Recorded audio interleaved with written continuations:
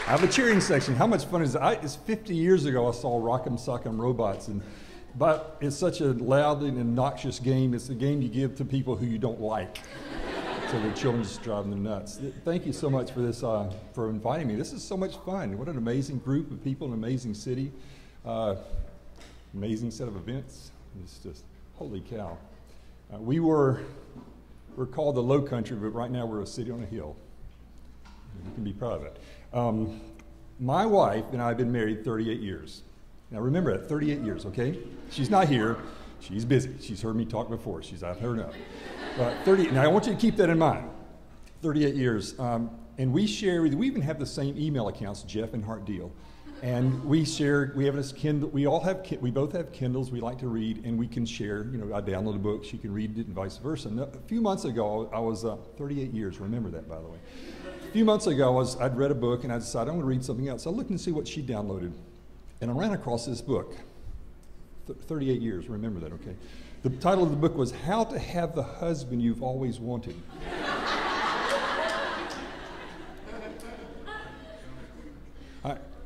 There are a limited number of ways I could take that, you know. And I didn't read the book except enough to make sure there wasn't a chapter on untraceable poisons and life insurance, stuff like that.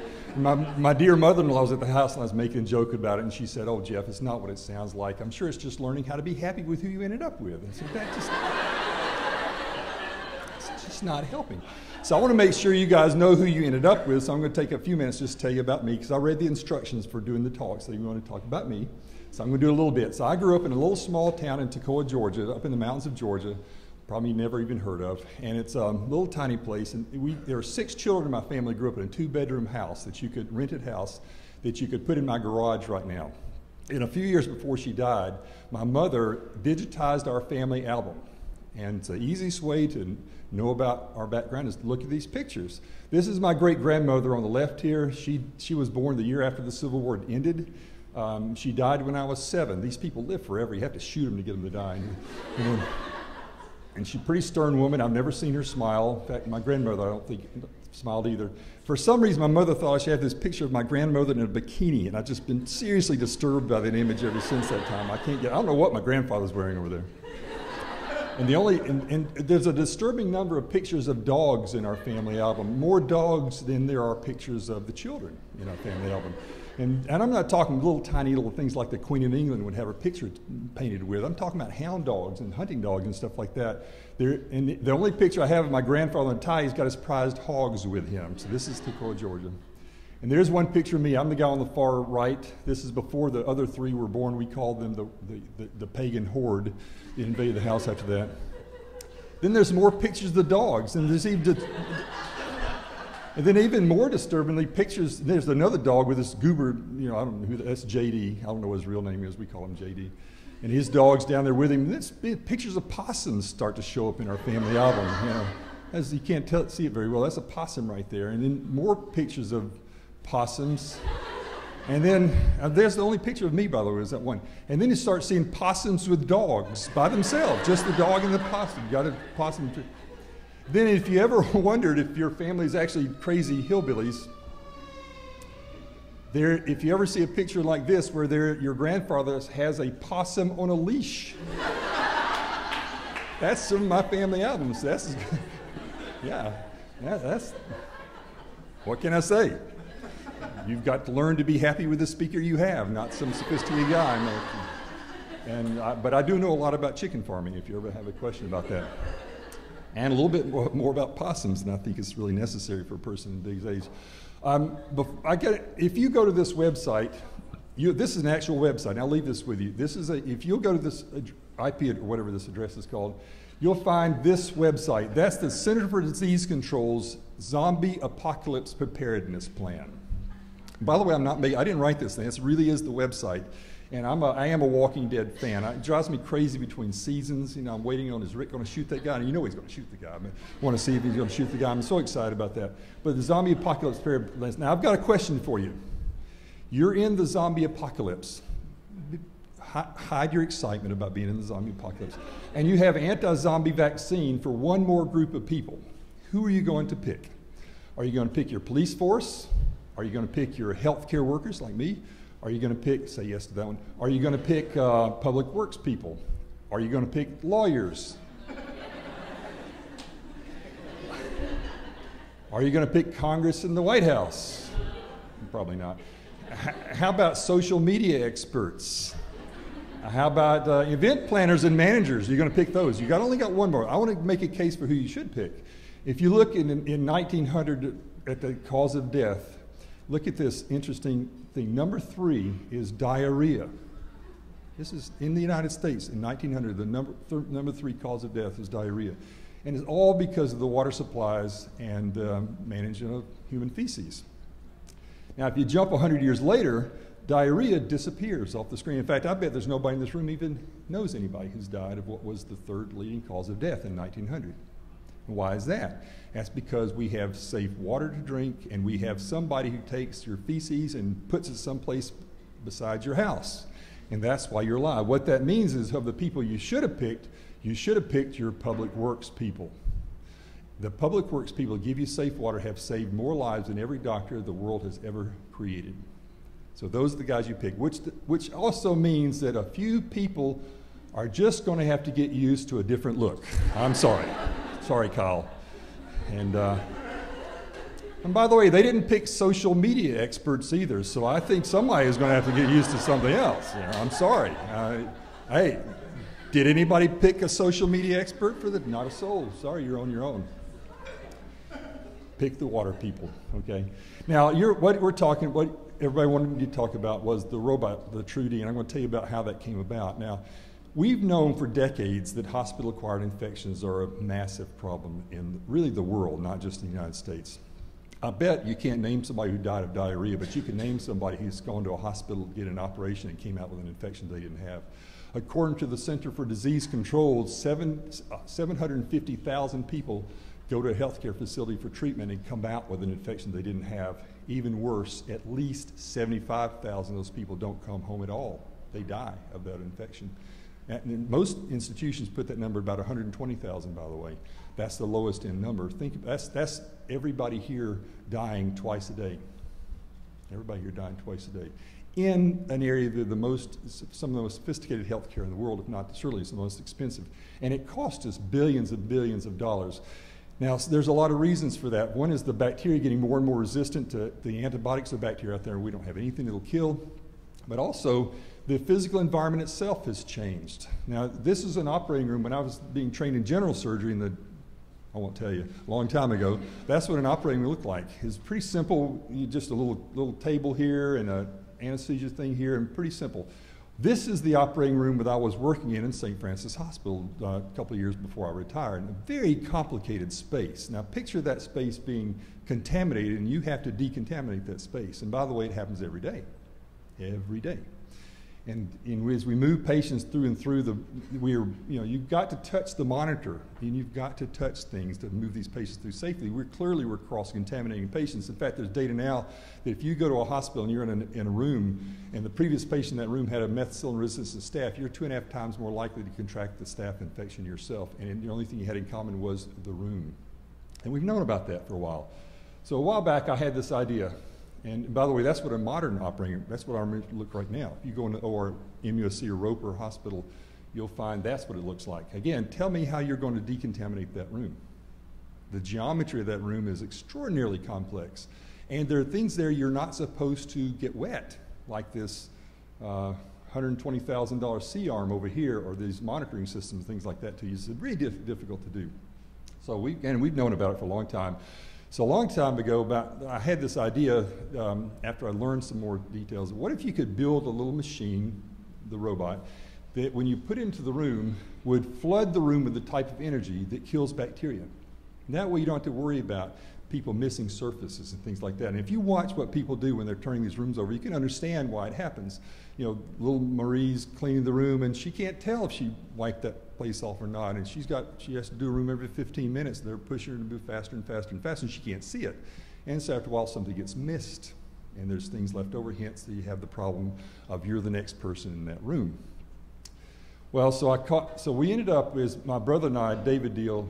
He's a physicist by training. He also grew up on the chicken farm, and we started exploring UVC. Now, UVC is an ultraviolet light. You don't need to worry about the spectrum, but it's not UV light like you think about. It's divided in, ultraviolet light's divided in 3 categories based on biological activity. UVA is a black light. When you go to dances, it makes your teeth look funny. And UVB is a tanning bed. UVC you don't find on Earth. If you go close enough to the sun, you'll find it, but you don't find it on Earth. It's just not here. And the way it works, it's destructive to DNA. So if you deliver enough energy to these microbes, they all have DNA or RNA, and it creates these resonances inside the DNA. It creates these breaks. And if you create a double-stranded DNA break, that is universally fatal to every organism. There is no resistance to UVC.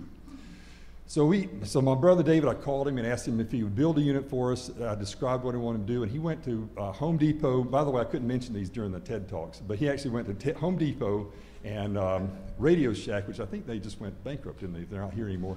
And a lighting store here in Charleston, Cameron and Barkley, and built stuff. Mostly, it's just made of plywood and rope and aluminum foil. And he called me the day after he turned it on for the first time. And the story that I've told before is that he said, first the remote control works, and then he said, all the mildew in my bathroom is now gone. And, holy cow, I've been to his house. You do not want to be in his bathroom. So we thought we were really onto something. So we brought it back to Charleston, and Roper Hospital and St. Francis Labs would give me slurries of bacteria. And we were painting it on pipe plates and taping it to the walls and running in my garage and stuff like that. The kids were helping me with it. We're just playing. We had to make this up as we went along. Nobody else was looking at the physical environment at the time.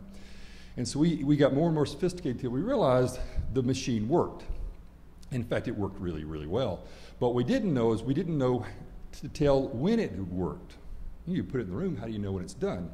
So we decided we needed to have a sensor array. So what we developed is an array, and I'll tell you how this works in just a second, that measures UVC. And the way this machine works, and by the way, I'm not a graphics person. This is as sophisticated a PowerPoint graphics as I could do, so you'll have to live with this one. So you put this thing in the center of a room. That's the Tru-D right here.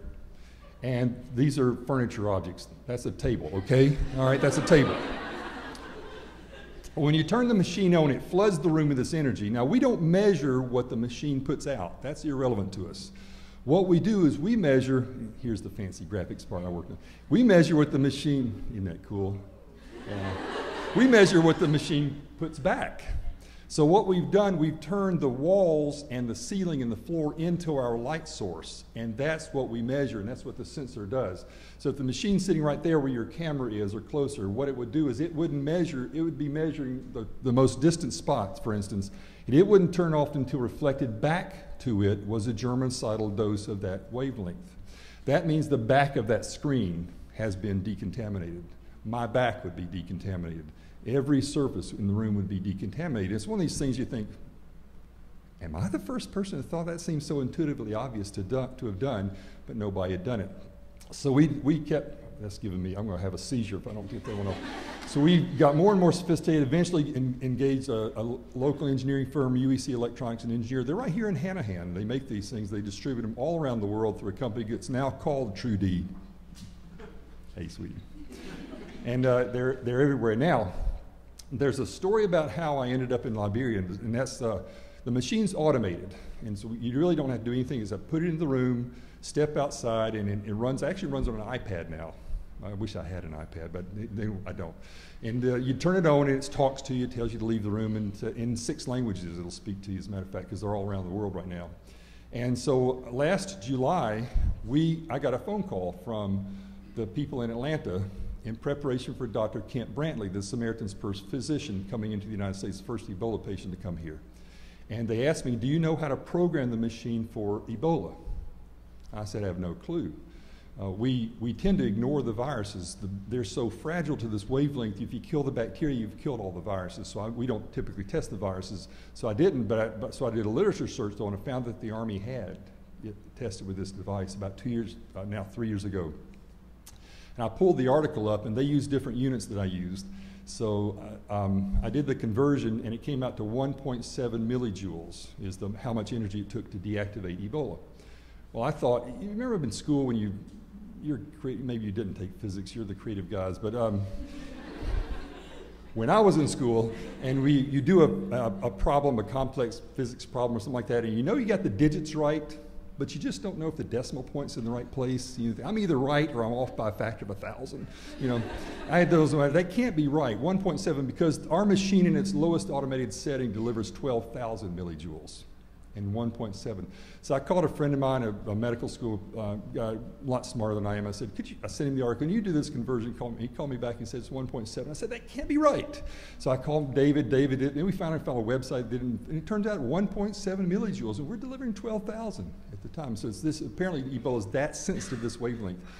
So I just called him back and said, don't change anything, just let it run like it normally would, and it worked just fine. They used it for the ambulance and the airplanes and a couple other places around the CDC. And they're now, Grady Hospitals just bought a bunch of them and deployed them, as well as has Roper and all these other places too. So then, by the way, I forgot to mention this, you also, if you have a complicated space like this, you could use more than one unit. And what happens is they see each other and ignore, these are my fancy graphics again, they see each other and they ignore the light coming from each other, and they look, and they won't turn off until coming back to it from each of these arms of this room is a decontaminated level. So that you could actually get around this corner by doing that. Anyway, so the company that decided to send some units to Liberia to help with it, and they couldn't really find anybody mentally challenged enough to go and work in that setting, so they chose me. And so next thing I know, I'm in Liberia working the Ebola treatment units. It's a very rough time, by the way. I was there when the curve was so steep, the doubling time was 2 weeks. And if you do the math, that means the whole world is contaminated within a year. And it was kind of a depressing time, but amazing work. And I got to deploy the unit. It's really one of the neatest experiences of my professional career, is seeing this device being used in these Ebola treatment units. It was so cool. It's watertight. I didn't even know this, but they'd sealed the circuits in epoxy. So it can get rained on, it doesn't even hurt the machine. It's sturdy, it's a universal power supply. You can plug into any power supply around the world, and it works. And so this thing, and I got to meet the president of Liberia, an amazing lady, President Shirley. And I got to take my very first selfie. That's the selfie, yeah. I didn't know what that was until people at Water Missions taught me what a selfie was, and I couldn't resist. I'm wearing this ninja warrior in a banana suit outfit, so you gotta do it, so I couldn't do it. So then, now if you think you don't have a problem with Ebola, I want you to look at this picture. This is, I can't tell if it's moving or not. This is the flights across the world in a 24-hour period of time. The world is small on an infectious disease scale. And look what happens as the sun begins to rise across Europe at these flights, how dense they are. And they're moving all around the world. If you've never seen the movie Contagion, it's a scary movie. We've been several times within a hair's breadth of that happening. We forget the SARS epidemic that occurred. We lost people. We quarantined Canada, by the way, during that time. Some heroic things happened to keep us from having this worldwide epidemic. Technology creates some of these problems, and technology can help solve some of these problems as well, too. And we're not immune to that. And I was very proud of our government for responding, and Obama responding the way he did for this. I didn't vote for him twice, but I really loved what he did for the Ebola epidemic.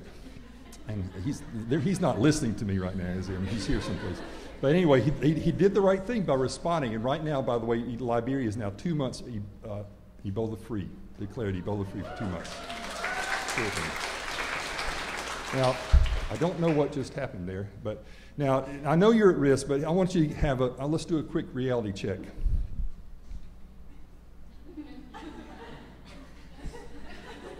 I actually don't know why I know her name. And I don't actually know how many people she's been married to, but I understand it's more than 0. So we have an interest in working where, you want to put out a wildfire where the fire occurs. Okay, you don't wait till it's in your backyard to put it out. We have a vested interest in addressing these problems where they happen. Their water problems, where they happen. Their political problems, their civil rights issues, where they happen. Their diseases, where they happen. We don't have to wait for them to come here before we address them. And I think we have now. A hero of mine is not that person, but this guy is one of my heroes, Larry Brilliant. He was instrumental in eradicating a scourge of the world, the only disease in our lifetime that's become extinct. And now you know which one it is, right? Leah, what is it? Smallpox. A disease that scourged the world for all of human history, and it's now extinct. It's actually gone, and he was one of the instrumental people in making that happen. The greatest victory of modern medicine ever was the eradication of smallpox. And he was asked one time, and also he helped identify the Ebola virus. He was asked one time about this, and he made this interesting comment. We will have outbreaks. We will have outbreaks of every disease you can make. If there's a disease out there that's not extinct, we will have outbreaks of it. It is inevitable, and it's inevitable they spread. However, he gave us a little hope. I think he's right. I think we can opt out of these epidemics, and technology can help with that as well too. So I'm going to stop now and just leave that picture up and answer any questions I think you wanted to. Did I do that? Is the time okay? I ran out of things to say. You need to come up here. Okay, so questions? Oh, yeah, question time. Sorry, I'm really like, so you said it harms all DNA. So do you have like areas to leave the room when it's on, obviously? You have to leave the room when it's on. That was the question, yeah. We don't know the safety levels. UVC is a really interesting wavelength to work with. It's it's easy to contain. We looked at other types of radiant energy. We looked at even chemicals before we settled on UVC. It won't go through the glass in those windows right here. It won't even go through your glasses. In fact, we have a hard time finding things that will transmit that wavelength. So it's very easy to contain, but we don't actually know the safety levels of it because we have safety levels of UVA and B, but not UVC. So the American Industrial Hygiene Association sets safety levels based on those other wavelengths, and we follow those. Now, this thing puts out so much energy that those safety levels would give you 3 seconds of exposure per day of this wavelength. So we take the tact of no exposure. So and actually it has sensors. If you try to open the door, it'll turn itself off and yell at you. It says, get out of the room. In the background, you can kind of be blinking, idiot. But it says, get out of the room, and it turns itself off. So we have zero exposure. And it's pretty fast as well, too. Is there any bacteria that doesn't work against, like, there's a spore form or anything like that? Well, that's the question, is there any bacteria that does not work against? The answer is no. It is universally fatal to every microorganism. Now, we do have two settings because spores are more resistant to really just about everything. That's why they're spores. But spores also can't repair their DNA. Vegetative organisms can. So we have a spore set. We have two settings, the normal setting and a spore setting. And the spore setting is set to kill anthrax. I did those trials myself, and that was fun. Another goon suit to wear with that. But anyway, it's set to kill anthrax. Anthrax is the hardiest of the spores that you'll find in real life, and it's set to kill those spores. It takes a lot of energy to do that, though we can. Again, if you put a single-stranded break, it can repair itself, but a double-stranded break, there's not an organism on Earth that can repair.